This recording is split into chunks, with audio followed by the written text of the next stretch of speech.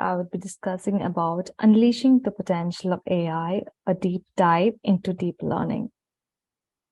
To introduce a bit about myself, I am Sanju. I'm currently pursuing my PhD at the University of Alberta in Edmonton. As you can see in the pictures, the picture on the left is my recent visit to the beautiful Jasper. It's an alpine town in Canada's Alberta province and is a commercial center of Jasper National Park. Right bottom is one of my picture when I recently volunteered for Edmonton International Women Day event. It was hosted by Google Edmonton group in Edmonton. So now let's just see and try to understand the difference between AI, machine learning, and deep learning. So basically, machine learning is a subset of AI, as you know, and it is currently the most promising tool in the AI pool of business. So what machine learning does, it allows a system to learn to recognize patterns on its own and make predictions. On the other hand, deep learning is a subset of machine learning, and deep artificial neural networks, they're basically set of algorithms reaching new levels of accuracy for many important problems such as image recognition, sound recognition, recommender systems, etc. So deep learning basically uses machine learning technique to solve real-world problems by using neural networks that simulate human decision making. So deep learning, on the other hand, could be costly and require huge data sets to train itself. This is because it has a large number of parameters that need to be understood by the learning algorithm. Next, let's understand what is deep learning. So in deep learning, basically we have interconnected layers, basically consisting of neurons that form a neural network. So what is our main idea? The idea is to replicate an abstracted understanding of how we believe the human brain might process similar information and learn from its surroundings and sensory input. So basically the network, it injects various amount of input data, process it through the multiple layers that it has, so that we can learn the complex features of the data at each layer. So let's see an example. As in the figure, a deep learning algorithm could be trained to learn like how a dog could look like. So basically, we can assume that in a network, we can make a determination about the data. For example, the photo X is a dog. And we can learn if the determination is correct, that is, the photo X is in fact dog, and use what we have learned to make determinations about the new data. That is, Y equal to dog, but Z is not equal to dog. So that's what we basically do in deep learning. We learn on a large amount of data, and then later on we make some predictions on new data. So basically, it might be still confusing. How do machine learning and deep learning vary? So basically, as we have seen earlier, deep learning is a subfield of ML. In that sense, we can say that both ML and deep learning, they share many characteristics, that is, including their ability to detect patterns from data and learn how to perform a specific task with improving performance over time, given the specific inputs. So, but still, let's try to understand a few more differences between them. One is data consumption. That is, deep learning requires a vast number of labeled samples for it to succeed. A dedicated hardware is the next point. That is, usually we deploy GPUs for running deep learning tasks. And similar is the case of feature extraction.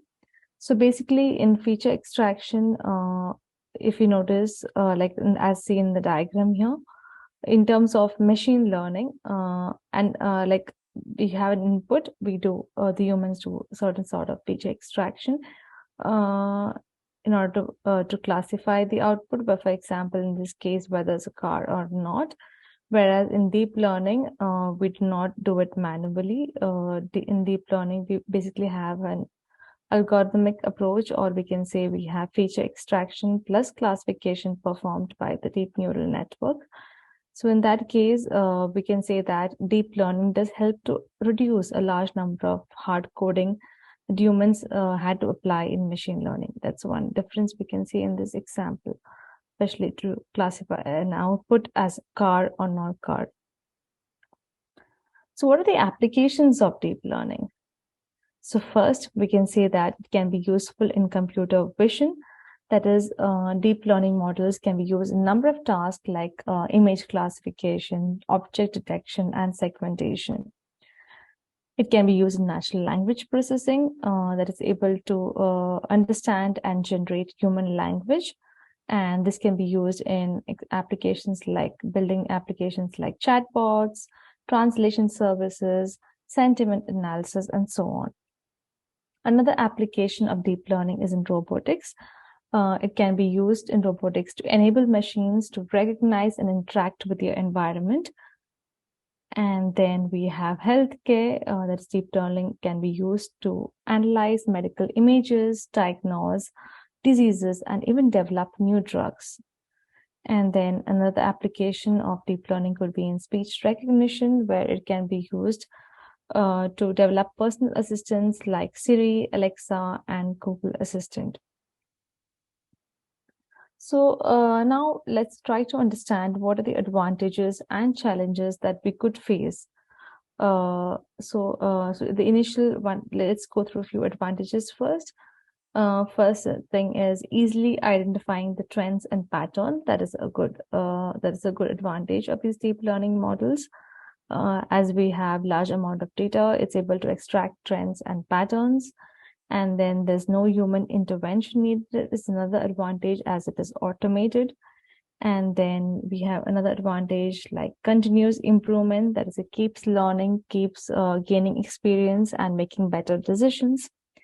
And then we have handling multidimensional and multi-variety of data. That is, it can handle data that is of multi-dimensional and multi-variety, and it can do it in different environments. Other than that, it's used in a variety of applications that we saw earlier.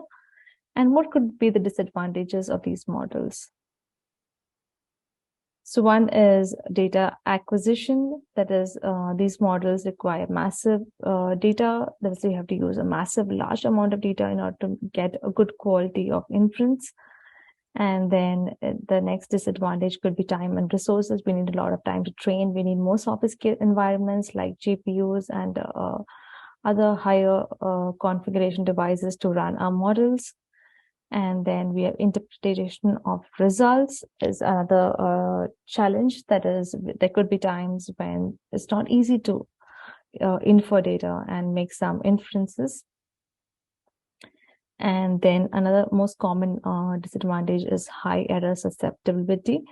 That is always prone. That is, whatever deep learning algorithms that you work on is always prone to errors. So that is especially if you train a program on a small amount of data, it's more prone to errors, or it's more biased, that it may not give you the correct results all the time. So what do you think is the future of deep learning? Or what are the current works that deploy deep learning models? So one of them is continuous advancements in model architecture. So there is ongoing research and development in the field of deep learning to create more efficient and powerful neural network architectures. And new models are basically likely to incorporate ideas from neuroscience, such as attention mechanisms, to improve their performance. Next one is expansion to new domains, and it can be used not only for specific domains, it can be used for many other new domains like autonomous driving, personalized medicine, robotics, etc. Or for any other specific needs, we can use deep learning models, or for any applications that we want to do it for. And then the next one would be increased integration with other technologies. So deep learning basically could be integrated with other technologies like augmented reality or virtual reality and blockchain. And these integrations could help to lead to new applications and more efficient data processing. So this integration is a good idea to work on. Next future of deep learning would be more attention on explainability and interpretability. That is, as deep learning models are becoming more complex and are used in critical applications, so there's basically a need for models to be explainable and interpretable. That is, researchers are working in developing methods to provide insights into how models make decisions and to make models more transparent and understandable. Next we have is advancement in training and optimization techniques. That's another area of work. So deep learning models basically requires large amount of data, as we already know, and because of that, the computing power to train is also high as well. So researchers are working on also deploying how we can develop new training and optimization technique to make deep learning models more efficient, faster to train, and require less data. So as I showed in the slides, there's a few examples of the current work and also the future work in terms of deep learning.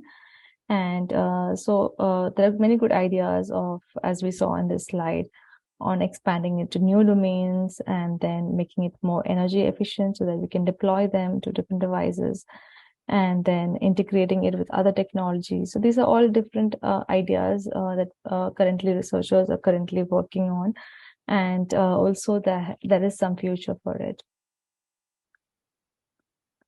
So to give a conclusion, the future of deep learning is basically likely to bring about more sophisticated models that can perform even more complex tasks across a wide range of domains. So these models may have a profound impact on various industries from healthcare to finance, which could lead to more opportunities, innovation, and growth. Hence, researching in deep learning models is opening opportunities to different applications and helping, even in terms of helping human and human race, like especially when we had this COVID. When there was COVID, we had lots of, like different models predicting different analysis. And then finally is helping humanity as well. So the opportunities that deep learning opens to us is immense. And as me as a researcher, I just look forward to see all the excellent works that have been brought up in this area. Thank you everyone for listening to my talk, and hope you enjoy it. Thank you.